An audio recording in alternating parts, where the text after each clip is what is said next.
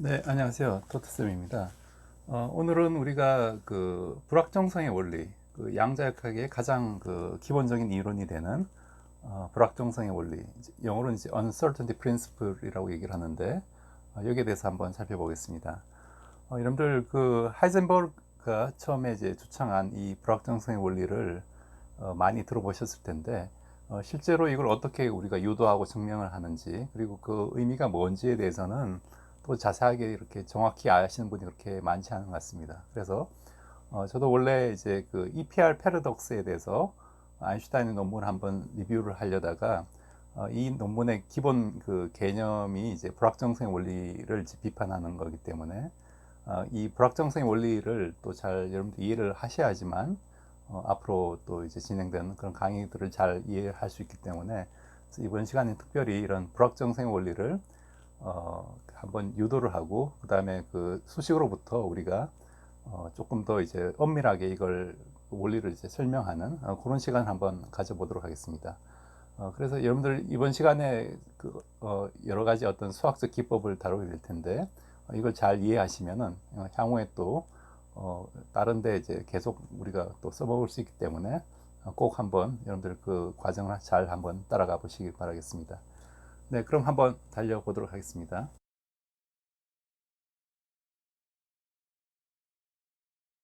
네, 그러면은 그 불확정성의 원리가 뭔지 한번 살펴보면요. 이건 이제 하이젠버그가 이제 1927년에 이제 논문으로 제시했다고 알려져 있습니다. 그래서 결과적으로 그 하이젠버그가 이제 주장한 내용은 뭐냐 하면은 우리가 어떤 그 위치의 어떤 그 불확정성, 다른 말로는 어떤 하나의 델타 X가 하나의 그 편차와 같은 겁니다. 통계학에서 얘기하는 어떤 표준 편차의 의미를 가지게 되는데, 그걸 이제 물리학에서는 이제 불확정도를 나타낸다. 그러니까 중심에서부터 얼마만큼 이제 퍼져 있느냐, 이제 그걸 나타내는 양이고요. 그래서 위치에 대한 어떤 이런 불확정성과 운동량에 대한 불확정성을 곱하면은 이 값이 어떤 상수보다 이제 크거나 같다가 되고요. 그 상수 값이 2분의 h바가 됩니다. h바는 이제 플랑크 상수를 이제 2파이로 나눈 값. 그래서 굉장히 작은 값이죠. 그 작은 값보다는 커야 된다라는 게 주장하는 바고 이 의미는 이제 우리가 위치를 정확하게 측정하려면은 즉 델타 x를 0으로 만약 보내려고 하면은 델타 p가 어떻게 되나요? 이게 무한히 커져 버리죠. 그래서 무한히 커져 버려 가지고 위치를 정확하게 알면은 이제 운동량은 알 수가 없다.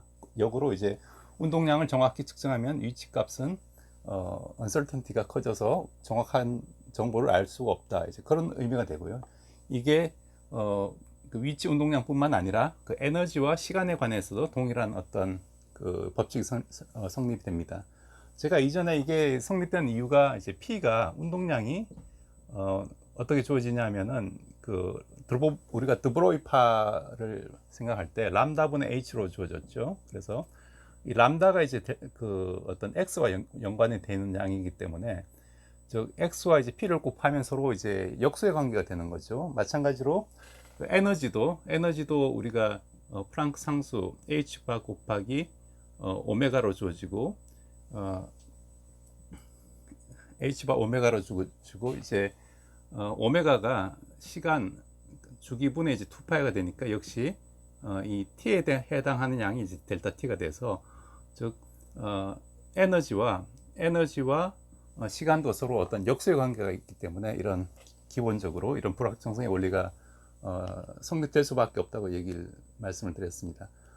그러면 이번 시간에 어떻게 이 불확정성의 원리 이식이 유도됐는지를 한번 정확하게 한번 유도를 해보겠습니다.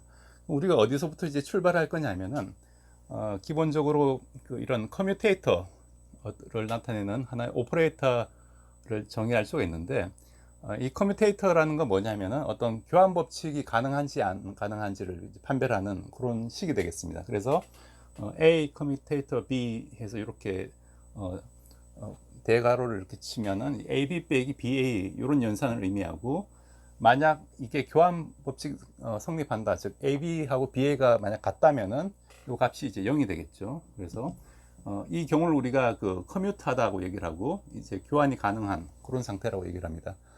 이건 뭐냐면 만약 이게 측정 오퍼레이터라고 하면은 양자역학에서 우리가 항상 측정을 한다는 건 어떤 오퍼레이터를 파동함수에 작용시켜 주는 것이라고 얘기를 했습니다. 그러면 그 측정 오퍼레이터라고 얘기를 한다면은 이 두 오퍼레이터가 서로 커뮤트 한다는 얘기는, 즉 교환 가능하다는 얘기는 이걸 이제 동시에 측정할 수 있다는 얘기가 됩니다. 그래서 A를 먼저 측정하고 B를 측정하나, B를 먼저 측정하고 A를 측정하나 값이 이제 같다는 얘기고, 그 얘기는 이제 동시에 측정할 수 있다, 그런 얘기가 되겠습니다.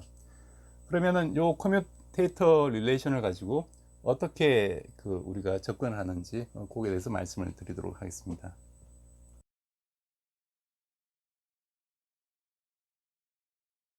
네, 그럼 방금 우리가 이 커뮤테이터라는 이 연산자를 이렇게 정의를 했는데, 그럼 이 연산자를 가지고 즉 x 커뮤테이터 p 하면 이게 어떤 값을 주는지를 한번 살펴보겠습니다.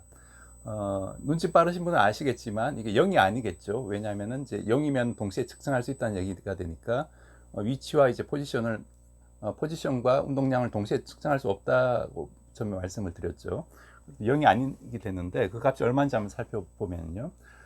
우선 정의대로 어떤 여기 이제 파동 함수를 오른쪽에 이제 캡 벡터 형태로 우리가 붙인다고 생각을 하면요. 그럼 요거는 이제 정의대로 쓰면 xp 빼기 px인데, 이제 우편에 이제 파동 함수를 나타내는 상태 벡터가 옆으로 이제 붙게 됩니다. 그럼 요 값을 각각에 계산하면은 p가 지난번에 어떤 양자역학의 기본적인 가정에서 i분의 h바에 dx분의 d 이런 형태의 어떤 연산자가 되어야 된다고 말씀을 드렸죠. 요걸 이제 first quantization이라고 하는데 그 내용을 바로 이제 적용을 하겠습니다. 그럼 p 대신에 이제 요걸 집어넣으면은 dx분의 d, i분의 h 이렇게 쓸 수가 있죠. 그 다음에 마찬가지로 p하고 x는 x가 이제 요 안쪽에 괄호 안쪽에 이제 들어가 버립니다. 즉 마이너스 i분의 h 바의 dx분의 d하고 요 x하고 사이가 이 안쪽에 들어가죠. 이 연산자 안쪽에 들어가기 때문에 그래서 요거는 이제 그대로 밖으로 나오는데, 요 두 번째 항은 요 dx분의 d가 있는데 요걸 이제 앞에 걸 한번 미분해 줘야 되고 또 뒤에 걸 한번 미분해 줘야 되겠죠. 이제 그 미분의 어떤 곱의 미분이기 때문에, 그래서 앞에 걸 미분하면 이제 1이 돼서 그냥 사이가 나오고 뒤에 걸 미분하면은 요게 x가 없어지죠. 그래서 이렇게 됩니다. 그래서 첫 번째 항하고 세 번째 항이 값이 같아지죠. 없어지고 결과적으로 마이너스 i분의 h바 부사이가 돼서 요게 이제 i를 이제 위로 올리면 이제 플러스가 되죠. 그래서 플러스 ih바 부사이 이렇게 됩니다. 그래서 어떤 연산자를 푸사에 대해서 연산을 했더니 이 자기 자신이 나오고 그 다음에 그 값이 나왔다.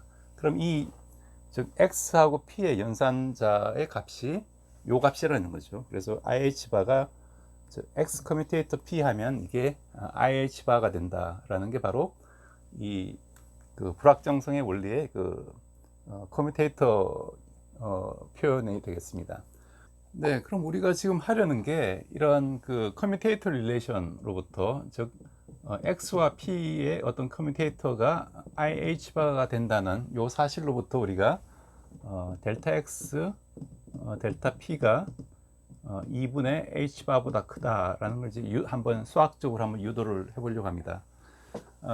아까 이제 요게 ih바가 나는 이유는 p를 이런 오퍼레이터로 우리가 정의를 혹은 실험적으로 우리가 밝혔기 때문이죠. 그래서 요걸 우리가 제일 양자와 원리라고 얘기를 했었습니다. 그래서 그 사실로부터 이 불확정성의 원리까지는 거의 이제 동일하게 이제 유도가 되는 그런 상황인데, 그때 사용되는 이제 수학적인 툴이 이 슈바르츠 부등식이라는 겁니다. 이 슈바르츠 부등식은 뭐냐면은 우리가 어떤 하나의 어떤 벡터를 나타낼 때, 알파라는 예를 들어 어떤 벡터가 있을 때 알파 자기 자신의 어떤 내적을 한 것과 이제 요건 이제 브라벡터와 캡벡터를 쓴 거는 하나의 내적을 의미합니다. 베타와 자기 자신을 내적한 거는 이제 알파 베타를 내적한 거의 제곱보다는 이제 크거나 같다라는 건데, 이 식이 이제 왜 나왔는지 원리는 이제 아주 간단한데요. 이 식이 의미하는 바는 뭐냐면은 알파를 요 하나의 벡터라고 보고 베타를 요런 벡터라고 보고 두 벡터 사이의 각을 우리가 세타라고 보면요. 그럼 요 식의 의미하는 거는 이제 알파와 자기 자신의 내적이 되고요. 그러면 이제 요 자기 자신의 내적하면 이제 그 자기 자신의 크기의 제곱이 되죠. 그 절대값의 제곱을 의미합니다. 마찬가지로 베타의 절대값의 제곱을 의미하고 알파 베타는 이제 요 알파 베타의 내적이라는 건 그 여러분들 내적의 기하학적인 의미에서 기하학적인 의미는 이제 요 두 벡터의 어떤 절대값 곱에다가 그 코사인 사이값, 코사인 세타를 한 값이죠. 그래서 요 값이 이제 알파 베타의 내적이라는 게 알파의 크기, 베타의 크기와 코사인 세타를 전부 곱해서 이제 제곱을 한 요 양이 되겠죠. 그럼 이게 그 절대값들은 다 없어지고 결과적으로 요게 남는 게 이제 코사인 세타의 제곱이 이제 1보다 작거나 같다, 그런 식을 의미하게 됩니다. 요걸 우리가 그 코시 슈베르츠 부등식이라고 얘기를 하는데 어떻게 보면 이제 당연한 건데 왜 이걸 이렇게 유명한 사람들이 이름을 붙여서 얘기를 했느냐, 이런 그 부등식이 성립되지 않는 그런 공간도 있기 때문에 이런 그 코시 슈베르츠 부등식이 그 중요하게 되고요. 네, 그래서 우리가 이런 그 코시 슈베르츠 부등식으로부터 이 그 불확정성의 원리를 한번 수학적으로 유도를 해볼 텐데요. 요 내용이 조금 그 수학적인 트릭이 있어서 수식에 좀 거부감이 드시는 분은 그 스킵을 하셔도 되겠습니다. 네, 그럼 한번 시작을 해보도록 하겠습니다. 우선 그 알파를 어떻게 정의하느냐 하면은 이 알파 벡터를 어떤 특정 오퍼레이터, 즉 여기 A와 B는 서로 어떤 그 커뮤트하지 않는 그런 오퍼레이터들이고 A 커뮤트 B 커뮤테이터 B 하면 이제 I 곱하기 C 형태의 어떤 이런 식을 만족하는 그런 오퍼레이터가 됩니다. 그래서 A, B 자체는 다 이제 허미시언 오퍼레이터. 우리가 그 양자역학에서 이런 측정 가능한 양들을 좀 측정 가능한 오퍼레이터들을 전부 다 이제 허미시안이라고 얘기를 했었죠. 그래서 그런 성질을 만족하게 됩니다. 만족할 때 어떤 벌어지는 상황을 얘기를 하는 거고요. 그래서 알파를 즉 어떤 A의 어떤 오퍼레이터 측정 값에다가 그 평균 값을 뺀 하나의 그 편차를 의미하는 거죠. 어떤 중심에서부터 떨어진 거리를 의미하니까 편차를 의미하는데 요 값이라고 정의를 하고요. 베타라는 이 상태에는 어떤 걸 의미하냐면은 B 오퍼레이터의 편차를 얘기를 하는 겁니다. 그래서 여기서 A의 어떤 평균 값은 여러분들 제가 지난번에 그 측정의 기대값이라고 말씀드렸죠. 그 평균 값을 의미합니다. 다른 말로 기대값으로 우리가 봐도 되고요. 그래서 기대값 또는 평균 값은 양쪽에 이제 사이를 이제 브라 벡터와 캡 벡터로 연산하는 거, 요 식을 이제 의미하고요. 그다음 B 벡터, 그다음에 베타의 B 벡터의 그 기대값도 역시 동일하게 주어집니다. 그러면은 요 이제 슈베르츠 부등식을 직접 집어넣으려고 하는데, 그럼 알파 내적 알파 하면은 바로 요거 값이 되죠. 요걸 다시 쓰면 이제 편차의 제곱이 되죠. 같은 게 이제 두 개가 들어 있으니까 편차의 제곱이 되고, 마찬가지로 베타 내적 베타 하면은 역시 B 연산자의 어떤 편차 제곱을 의미합니다. 그 다음에 요항, 즉 알파 내적 B 베타를 하면은 그 A의 어떤 편차 곱하기 B의 편차의 기대값을 의미하고, 요걸 어떤 새로운 우리가 오퍼레이터 O로 우리가 정의를 하겠습니다. 그럼 O의 어떤 기대값이 되겠죠. O라는 오퍼레이터의 어떤 새로운 그 기대값이 되는데, 요 세 양이 어떤 관계가 있는지 한번 보도록 하겠습니다. 네, 그럼 우리가 방금 이제 O라는 오퍼레이터, 즉 어떤 A라는 그 오퍼레이터의 편차 곱하기 B라는 오퍼레이터의 편차를 한 걸 이제 새로운 O라는 오퍼레이터로 우리가 정의를 했는데, 그럼 이 O라는 오퍼레이터를 가지고 우리가 이 슈베르츠 부등식을 조금 더 단순하게 이제 표현을 하려고 합니다. 그럼 우리가 이제 요 알파 내적 베타 한 값을 우리가 조금 더 이제 이 커뮤테이터 릴레이션을 가지고 조금 더 이제 단순하게 이제 표현을 하려고 하는데, 거기에서 사용되는 하나의 그 트릭으로 우리가 OO라는 오퍼레이터를 도입했다고 보시면 되고요. 그럼 이 OO라는 오퍼레이터를 우리가 또 어떻게 쓸 수가 있냐면은, 요걸 이제 그 O와 O 대가로 이렇게 나눠서 이렇게 표현할 수가 있죠. 그러면은 이제 요 O 플러스 O 대가 요 첫 번째 항을 우리가 새로운 어떤 F라는 오퍼레이터로 또 정의를 하고, 그다음 O 마이너스 O 대가 이 오퍼레이터를 우리가 G라는 오퍼레이터로 I 곱하기 G라는 오퍼레이터를 우리가 정의를 합니다. 여기서 이렇게 되면 우리가 그 F와 G가 또 허미션 오퍼레이터가 돼서 이 허미션 오퍼레이터라는 게 자기 오퍼레이터를 대가를 했을 때 자기 자신이 되는 그런 오퍼레이터를 의미한다고 했었죠. 요 대가라는 의미는 이제 행렬로 따지면은 그 전체 행렬에다가 이제 컴플렉스 컨주게이트를 취한 그 값이 되는데, 아무튼 여러분들 이제 그 하나의 그 수학적인 트릭이라고 보시면 되고요. 그럼 한번 보도록 하겠습니다. O 대가라는 건 우리가 요 O라는 오퍼레이터의 이 대가를 취한 건데, 어떤 이 대가라는 그 하나의 연산, 행렬의 연산, 즉 오퍼레이터 연산을 의미하는데, 그 특징은 뭐냐 하면은 이런 지금 만약 A와 B가 허미션 오퍼레이터로 했기 때문에 대가를 한 게 자기 자신이 됩니다. 이게 이제 허미션 오퍼레이터의 정의가 되고요. 그 다음에 A, B 어떤 두 고배 오퍼레이터 고배 대가를 취하면은 이 B 대가 A 대가 이런 형태로 그 위치가 바뀌게 됩니다. 그 다음에 어떤 그 상수 곱하기 어떤 오퍼레이터의 대가를 하면은 어떤 이 상수의 컴플렉스 컨주게이트 값이 취하고, 그 다음에 이 오퍼레이터의 또 대가 한 게 되고요. 그렇기 때문에 이런 어떤 그 대가의 성질, 대가라는 연산의 어떤 성질 때문에 요 O 대가를 했다는 얘기는 요게 이제 자리가 바뀌게 되죠. 즉 B 평균의 어떤 대가 곱하기 이제 A 평균의 대가 한 개 자리가 바뀌어서 요 시계에서 자리가 이렇게 바뀌어서 이렇게 연산이 됩니다. 나머지 어떤 분배 법칙은 동일하게 성립되기 때문에 이런 형태로 이제 동일하게 이제 분배 법칙을 써서 전개를 할 수가 있고요. 그럼 O라는 연산도 역시 이걸 분배 법칙을 써서 우리가 전개를 할 수 있겠죠. 그럼 A, B가 되고, 그 다음에 A 하고 B 평균 마이너스 B 평균이 되고 마이너스 A 평균 곱하기 B, 이런 형태로 이제 전개가 되죠. 여기서 이제 A 평균이라는 건 하나의 그 실수값을 의미합니다. 실수값을 의미하기 때문에 바로 이렇게 나오게 되고, 여기 컴플렉스 컨주게이트 대가를 했을 때도 이제 컴플렉스 컨주게이트를 할 필요가 없는 거죠. 이 실수값은 이제 컴플렉스 컨주게이트가 자기 자신하고 같기 때문에 그래서 이제 O라는 연산자를 이렇게 전개할 수가 있고, O 대가라는 연산자를 이렇게 전개할 수가 있는데, 그럼 O 빼기 O 대가를 한 게 뭐가 되는지 또 한번 살펴보면요. 뭐가 되냐 하면은 이 값은 전부 다 이건 B 대가는 B하고 같고 A 대가는 이제 A하고 같죠. 이게 A, B가 처음에 이제 허미션이라고 이제 얘기를 했었으니까 그렇기 때문에 요 항들이 전부 다 이제 요 뒤에 세 항은 전부 다 같게 됩니다. 같게 되고 즉 다른 건 이제 O 빼기 O 대가 하면은 A, B 빼기 요 항 B 대가 A 대가 이렇게 쓸 수가 있죠. 그런데 이제 B 대가 A 대가는 역시 자기 자신하고 같죠. B 대가가 B하고 같고 A 대가가 A하고 같으니까 요건 다시 쓰면 이제 A 커뮤테이터 B로 쓸 수가 있고, 요건 이제 처음에 우리가 정의해서 요게 IC 이런 형태로 만족한다고 가정을 했기 때문에 요렇게 다시 쓸 수가 있습니다. 이 얘기가 뭐냐면은 우리가 G라는 오퍼레이터를 2분의 O-O 대가로 정의를 했죠. 즉 IG를 O 빼기 O 대가를 정했는데, O 빼기 O 대가를 계산해 보니까 이게 바로 IC가 되더라. 그럼 IG가 바로 IC하고 같다, 그 의미가 되죠. 그래서 여기서 이제 G 오퍼레이터가 바로 이제 C 오퍼레이터가 됨을 알 수가 있습니다.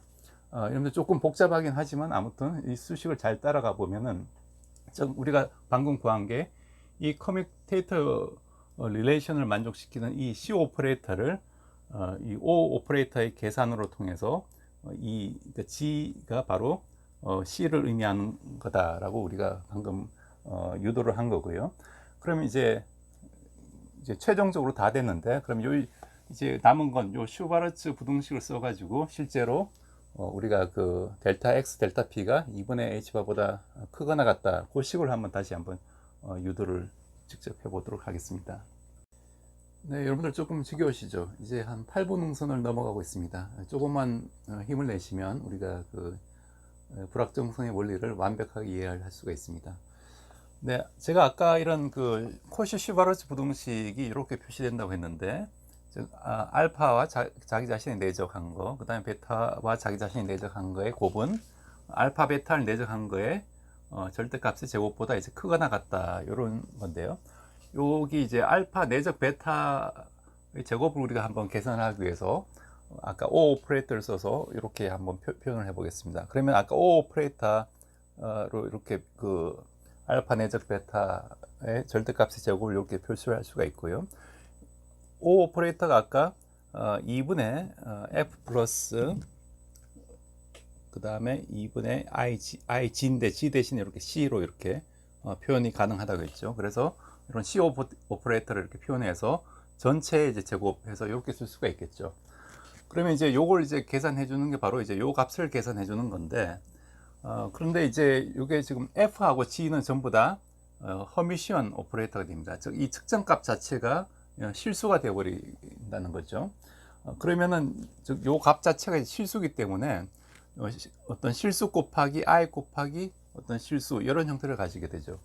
네, 그렇기 때문에 이 절대값 전체의 제곱은 이 그 실수축 값과 이제 허수축 값으로 우리가 나눠서 생각하면은 즉 어떤 실수축 값과 허수축 값의 어떤 벡터적인 이 길이의 제곱을 의미합니다. 그러면 이 길이의 제곱은 우리가 피타고라스 정리에서 실수축 값의 제곱 플러스 허수축 값의 제곱을 대준 값이 되죠. 그래서 이걸 이렇게 이제 분리해서 쓸 수가 있습니다. 이게 이제 실수축 제곱이 되고 이게 허수축 값의 그 제곱이 되죠. 이렇게 쓸 수가 있고, 그러면은 우리가 요거를 하나의 또 부등식으로 표현하면은 요 앞에 항에 즉 F라는 오퍼레이터가 아까 어떻게 정의를 했었냐 하면은 O 플러스 O 대괄호는 오퍼레이터인데 요 값이 어떤 의미를 가지는지 모르겠지만 아무튼 요 뒤에 항 값보다는 이제 적어도 이제 크거나 같다. 요 값이 0이거나 혹은 양수라는 걸 알 수가 있죠. 왜냐하면 이게 절대값의 제곱이기 때문에 항상 0보다 크거나 같은 값을 가집니다. 그래서 요 식을 요런 형태의 새로운 어떤 부등식으로 바꿀 수가 있고요. 그럼 요게 바로 어떤 C의 어떤 기대값, 즉 C의 평균값, C라는 오퍼레이터의 어떤 평균값의 제곱을 의미하죠. 4분의 1의 C의 기대값의 제곱을 의미합니다. 그러면 이제 요 식이 바로 즉 요 A 델타 A 제곱 플러스 델타 B의 제곱이 4분의 1의 어떤 그 C의 기대값의 제곱보다는 이제 크거나 같다라는 게 하나의 어떤 일종의 항등식이 되고요. 요 항등식을 이렇게 써보면 이렇게 쓸 수가 있죠. 이게 크거나 같다. 요 식에서 이제 양변을 이제 제곱을 해서 얻은 식이니까 요게 다시 이제 루트를 취한다고 생각하면은 루트를 취한다고 생각하고 우리가 양의 수를 이제 끄집어낸다고 생각하면 즉 델타 A 곱하기 델타 B가 요건 이제 루트를 취하면 2분의 1, 그 다음에 C의 그 절대값보다는 이제 크거나 같다라는 어떤 이 부등식을 만족하게 될 겁니다. 요 식에서 요 식이 유도가 된 거고요. 그럼 요 식을 이제 다 됐는데 요거는 이제 이런 A와 B가 어떤 이런 커뮤테이터 릴레이션을 만족하는 상황에서 항상 성립하는 항등식이 됩니다. 네, 그래서 우리가 이 양자역학에서 나온 이 커뮤테이터 릴레이션이 있죠. 즉 X 커뮤테이터 P X 한 게 바로 IH바가 된다는 요 사실로부터 이 항등식에 집어넣어서 어떤 결과를 보는지 내는지 한번 보겠습니다. 그럼 여기서 이제 델타 A에 해당하는 게 델타 X가 되고 델타 B에 해당하는 게 이제 델타 PX가 되죠.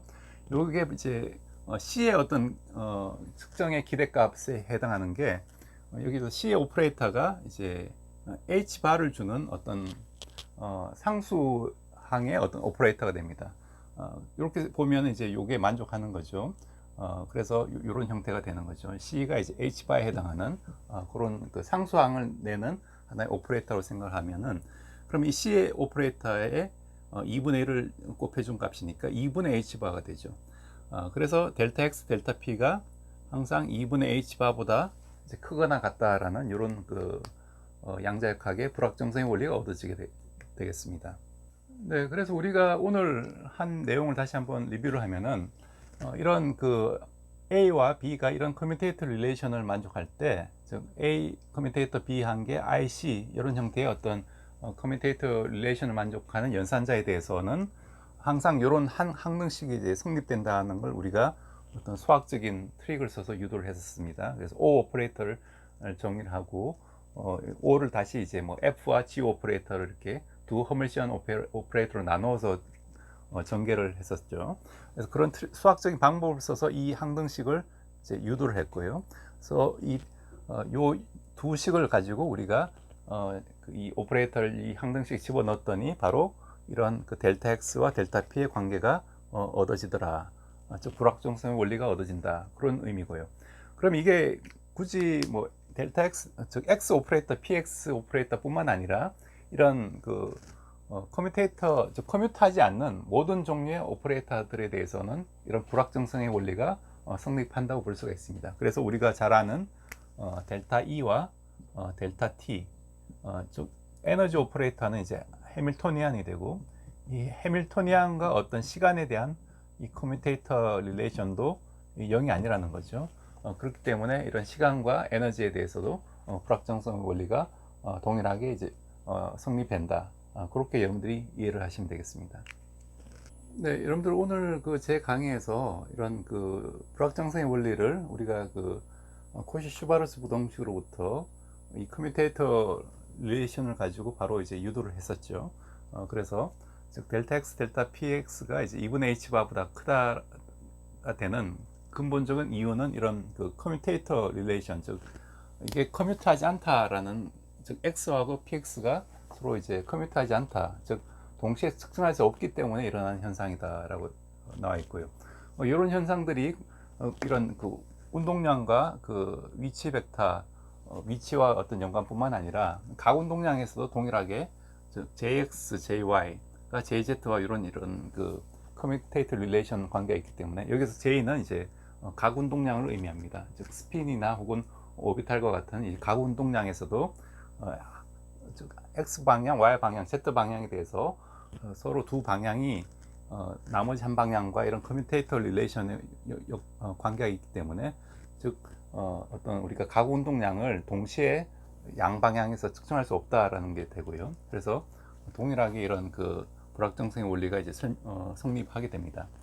마찬가지로 그러면 우리가 물리적으로 조금 더 이제 들여다 보면은 왜 이런 그 커뮤테이터 릴레이션이 이렇게 넌 커뮤트하게 됐는지, 그걸 조금 더 이제 한번 들여다보기 위해서 다음 시간에 이 파동의 어떤 우리가 상태 벡터를 푸사이로 나타낸다고 했었죠. 양자역학에서 하나의 그 파동의 상태를 이제 푸사이로 표현하는데, 이걸 운동량 공간, 즉 모멘텀 스페이스에서 한번 표현을 해보고, 모멘텀 스페이스라는 건 이제 이 P라는 어떤 그 상태를 나타내는 스테이트 벡터로 이제 브라 벡터를 연산해주는 그런 의미를 가지고요.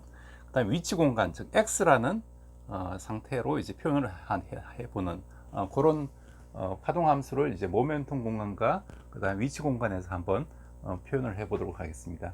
그럼 이 둘 사이의 어떤 수학적인 릴레이션 때문에 또 이런 그 불확정성의 원리가 또 자동적으로 나타나겠죠. 그걸 조금 더 우리가 다시 한번 그 리뷰를 해보고, 그럼 과연 이런 그 불확정 상태가 가장 작은 상태는 어떤 상태인지, 거기에 대해서도 우리가 수학적으로 면밀하게 한번 분석을 해보도록 하겠습니다. 네, 여러분들 오늘 제 강의 어떻게 보셨는지요? 우리가 어떤 그 현상을 설명할 때 말로서 설명하는 건 사실 한계가 있습니다. 우리가 제대로 된 어떤 그 수학적인 어떤 그 사실로부터 수식을 정확하게 풀어서 우리가 그걸 이해를 하면은 훨씬 말로서 우리가 두루뭉실하게 이해하는 것보다 정확히 그 현상을 이해할 수가 있기 때문에, 여러분들 오늘 제가 알려드린 이 불확정성의 원리를 증명하는 수식을 다시 한번 음미를 해보시고, 그럼 과연 이런 그 슈바르츠 부동식이 성립되지 않으면은 이 불확정성 원리가 성립되지 않을 것인지, 혹은 다른 식으로 이제 표현될 수도 있을 것인지, 그 근본적인 어떤 그 가정이 어떤 게 있는지를 한번 다시 한번 곱씹어서 자기 것으로 이제 만드는 그런 시간을 한번 가져보시면 좋을 것 같습니다. 네, 그럼 오늘도 시청해 주셔서 감사드리고, 여러분들 항상 그 구독과 좋아요 눌러 주시면은 더 이렇게 발전된 내용으로 더 이렇게 자연스러운 내용으로 뵙도록 하겠습니다. 네, 그럼 즐거운 한 주 되시기 바라겠습니다. 네, 감사합니다.